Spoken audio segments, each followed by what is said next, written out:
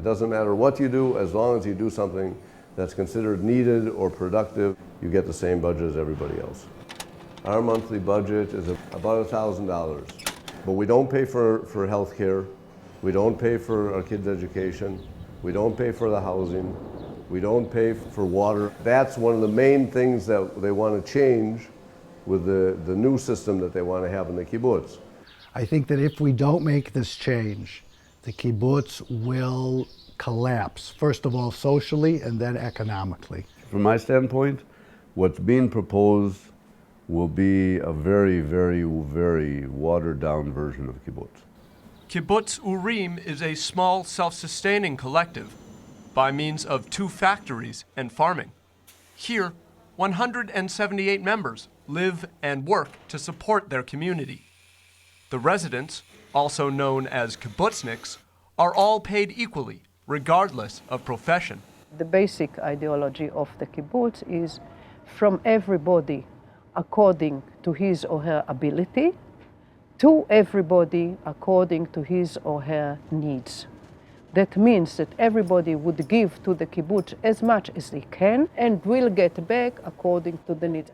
In 5 years, 100 of the 178 members of the kibbutz will retire and go on pension, becoming an expense the kibbutz cannot afford.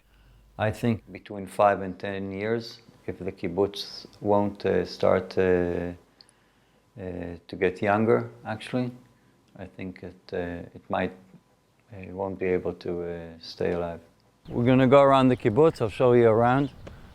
Last time the kibbutz built new houses on Urim was 18 years ago. There's some people that live on the kibbutz for even 40 years and they live in a really small house. That's the swimming pool of the kibbutz. That's actually the center of the kibbutz since June till the end of September. The walls of the pool are very thin. I think in the future we'll need about 1 million shekels to renovate it. The tennis courts symbolize what was going on in the kibbutz for the last 10 or 15 years, where people actually got older. The average age now is about 62 or 63, where 10, 15 years ago, every Friday, the tennis courts were full. I think there were we were playing couples because there were so many people. As the community ages and the younger generation leaves, the fate of the system is in jeopardy. Probably imagine us staying here. No, when you were younger. Of course I imagine you staying on the kibbutz. I think that you guys have to do what is right for you, and if living on the kibbutz isn't right, either now or ever, so it's not something you should do. And I believe in kibbutz values and kibbutz life, and it's the right thing for me, and that's the reason I'm here. We'll have to see how what the changes do, because maybe Tal will like them, who knows? Tal will probably like them more than I will. Well, yeah. The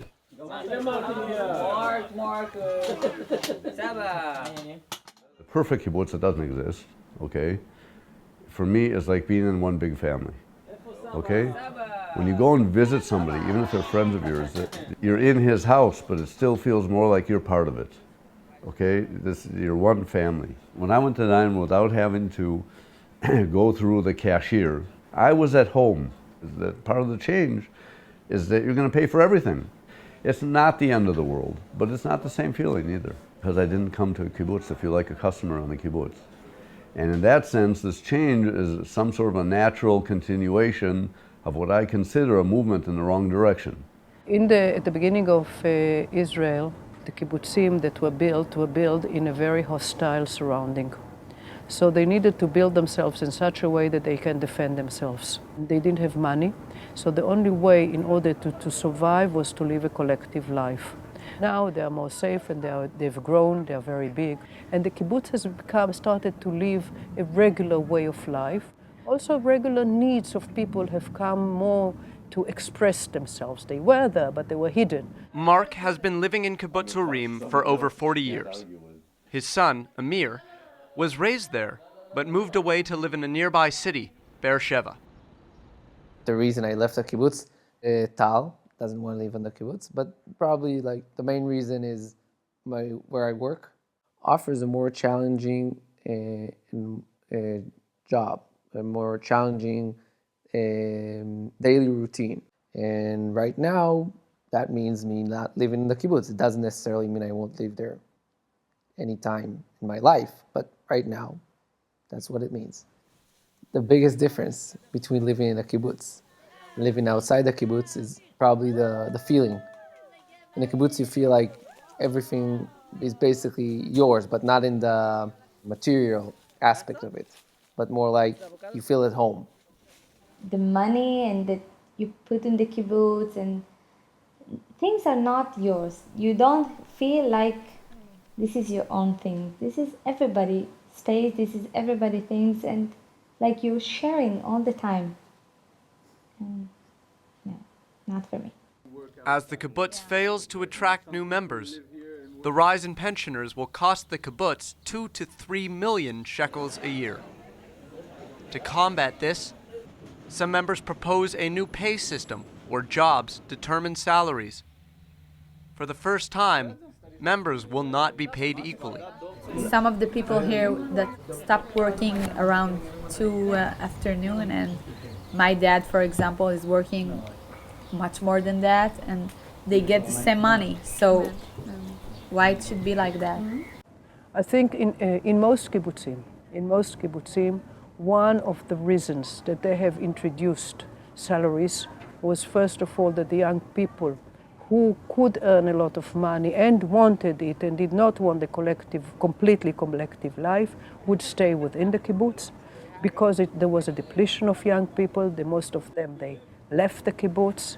And the second thing, they wanted newcomers to come. They were prepared to pay the taxes, but they were not prepared to give all their salary to the kibbutz. I don't see myself living here and having family here and raise my children if there won't be a change. I believe without this change, the new generation or the young generation will not stay in the kibbutz. Everybody has fears. It's true that they're going to have some more expenses, but in general they'll have more money.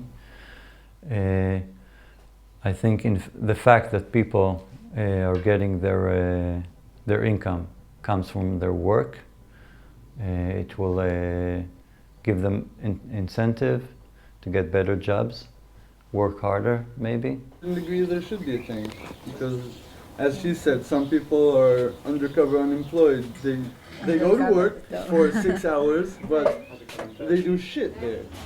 This change will make members of the kibbutz less dependent on their community. Today, the kibbutz manages their finances.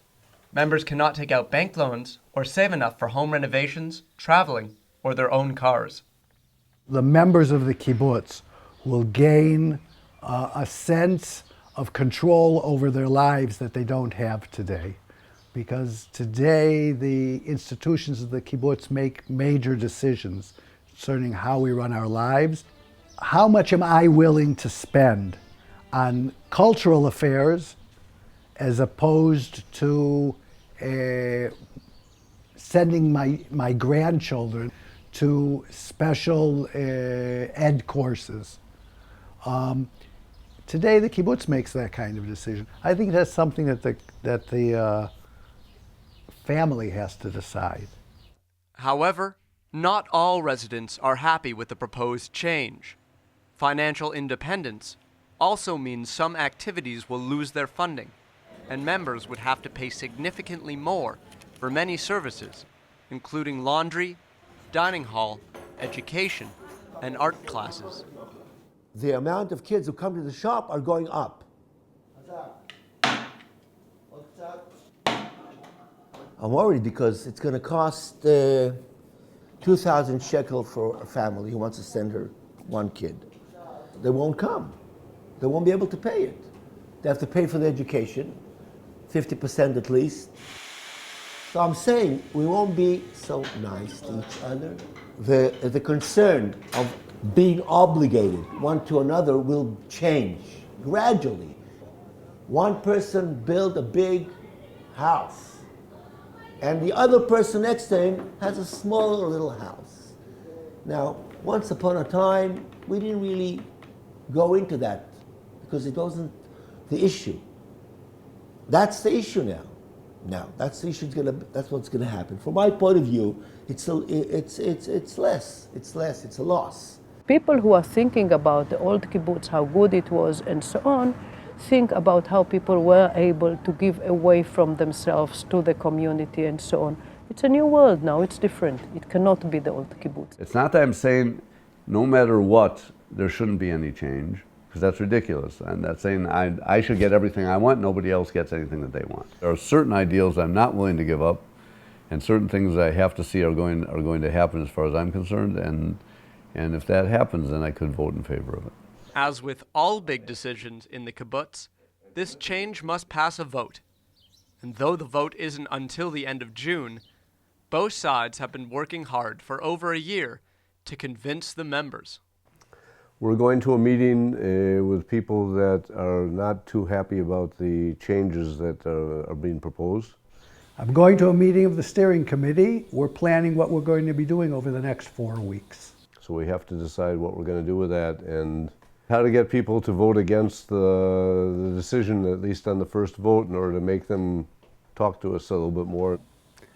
Our major goal over the next 4 weeks is to ensure the support of the supermajority, 75% of the members, that we need in order to approve the proposal. זה רק ילדים, אבל לגבי שלושת החברים.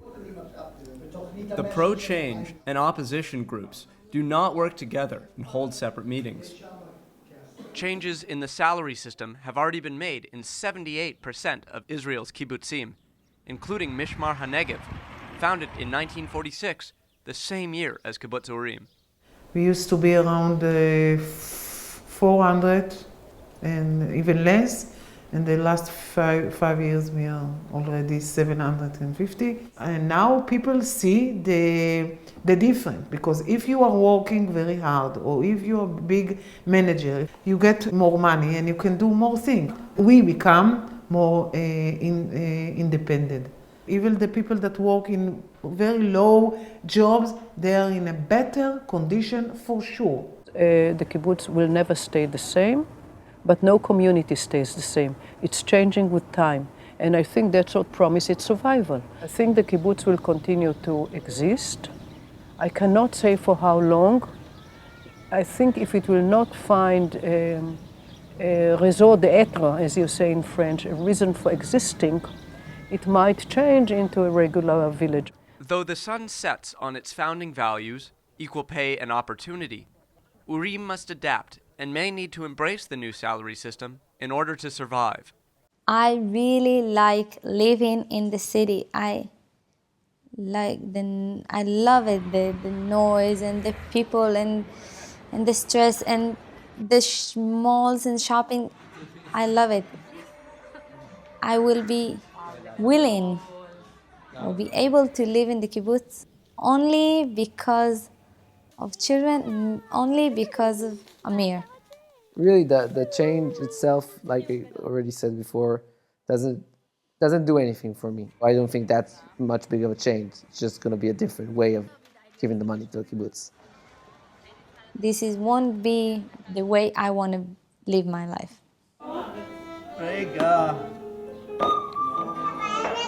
I might leave the kibbutz if they make the change because it goes back to the reason that I'm here. It's not something that can be explained. I'm sorry. I really am sorry. You want me to explain something that I can't really explain in words because you have to feel it. And if you don't feel it, I can't really explain it. And so maybe that's also part of the reason that we're losing the whole thing, is because there are a lot of people here that don't feel it. They can understand it. A lot of them don't agree with it. They don't feel it.